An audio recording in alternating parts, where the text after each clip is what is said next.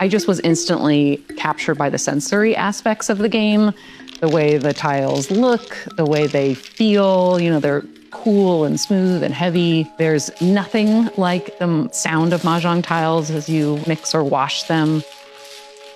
中國嘅麻雀先啦就有144隻，美國嗰度嗰啲咧通常係打多，正常打多咧就8隻捉架。American mahjong comes in many different sizes, tons of colors and designs. I do have a special set that is a Wizard of Oz theme. The Glitterville set has cakes, cookies, and donuts for flowers. When I come up with the design, I try to blend the contemporary illustration with the delicacies of the heritage craftsmanship. 初咧早幾年咧諗住咧就係會漸漸式微㗎啦。It's a dying art, and I wanted something special to be in my collection that we would have forever once the carvers are no longer around. 因為我哋已經成差唔多68、9歲啦，成70歲啦，仲點可以再做啊？我做到隻手咧腫咗㗎啦嚇！如果做手術咧，一做手術即係退休。一種即係我又唔想呢樣嘢流失，所以我係咁堅持落去嘅咋。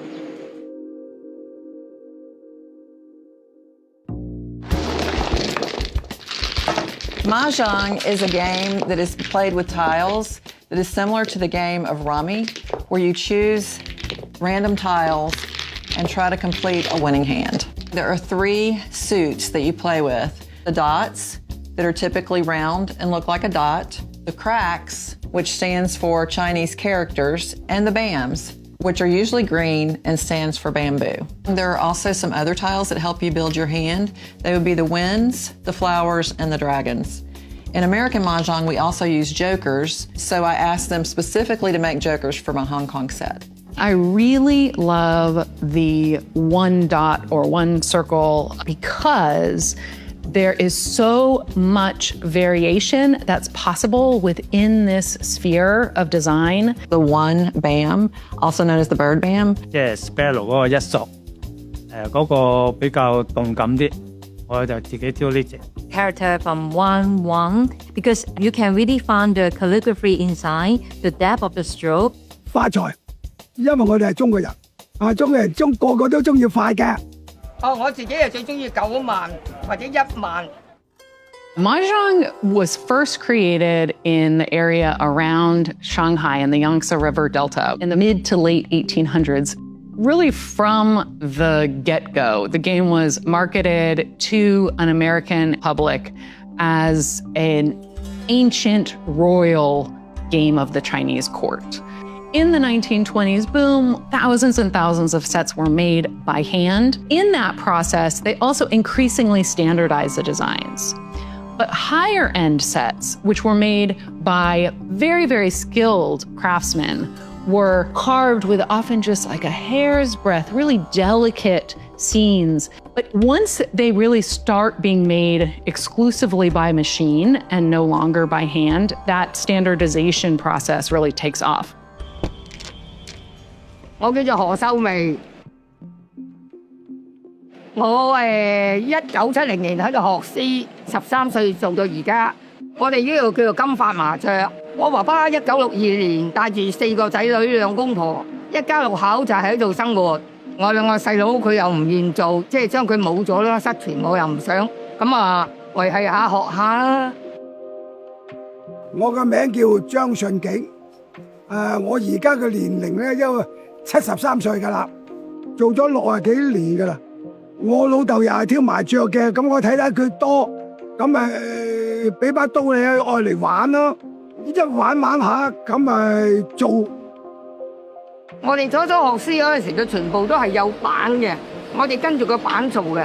學完之後咧，你就要空白㗎啦，自己起稿啦。呢個你係你3年幾裏面嘅成果啦。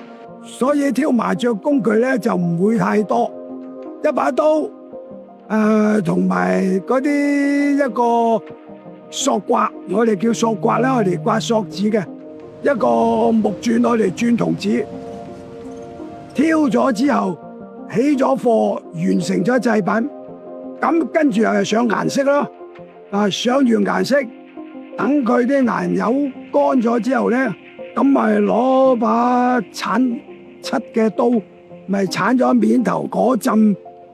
我呢把挑刀8寸，用到而家2寸幾3寸，即係就嚟冇啦。我諗都係我應該退休嘅時候啦。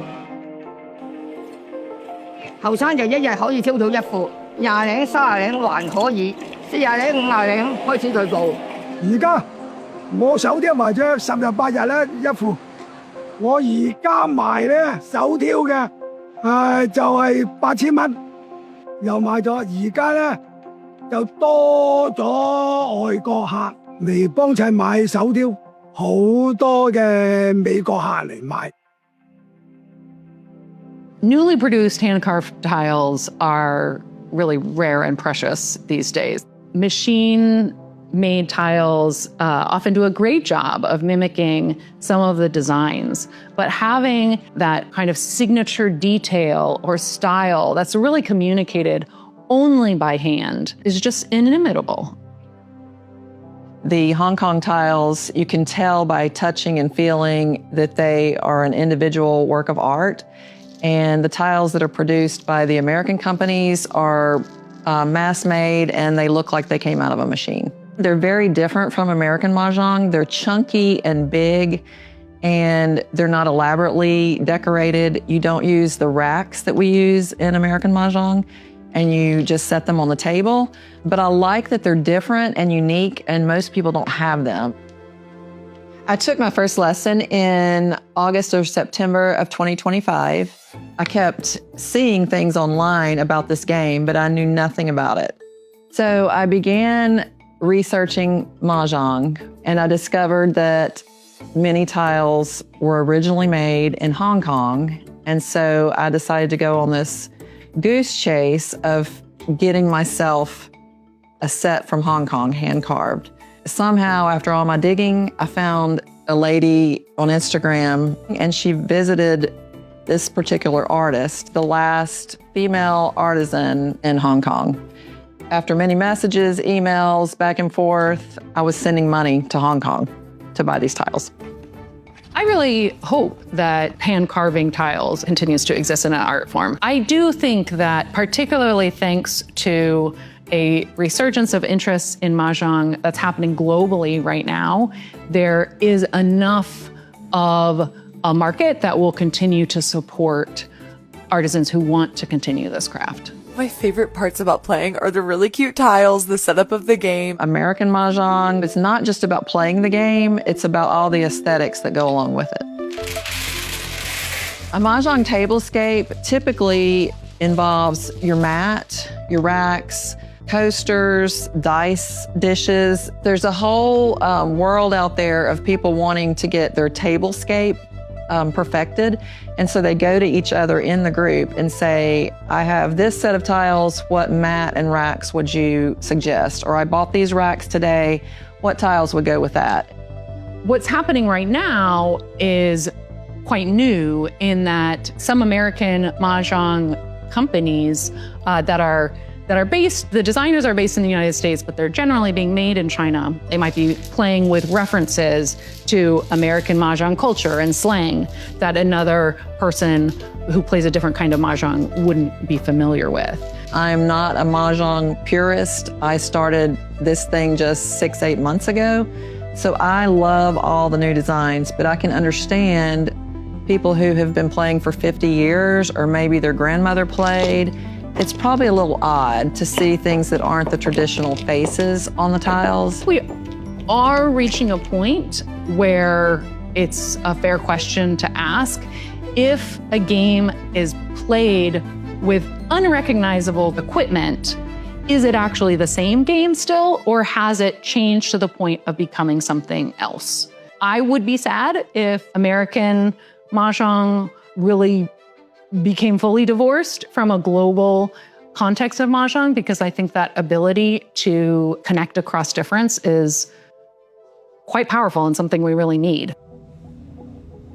其實市面好多嗰啲五花八門嗰啲圖案咧，都好好嘅，對於推廣呢個麻雀工藝。我哋嗰隻咧就係保留啲傳統 I try to blend the contemporary art, okay, with my father's traditional way of handcrafting.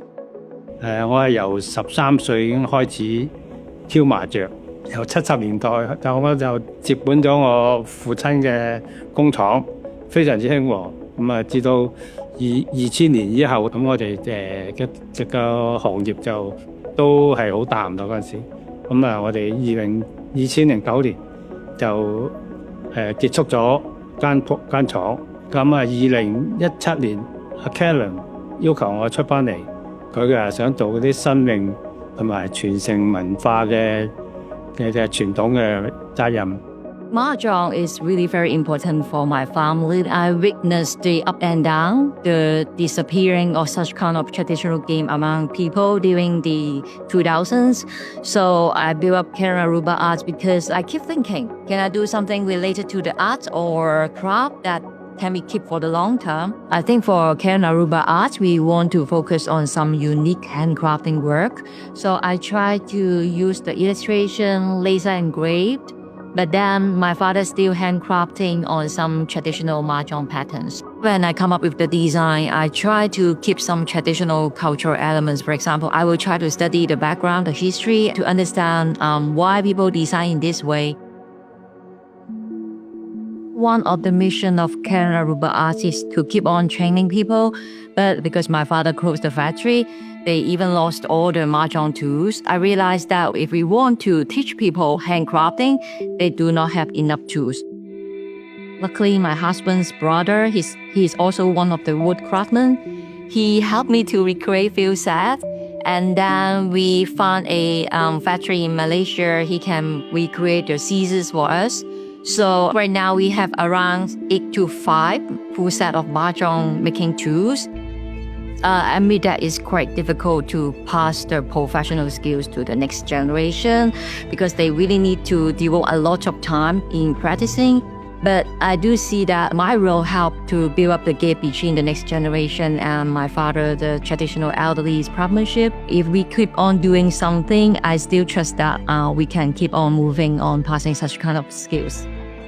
最近多咗好多年青人嚟睇下我哋點樣手雕嗰啲麻雀，而且日嚟呢度有上堂，咁都係好有希望呢個傳承落去。我哋做得幾多就幾多咯，因為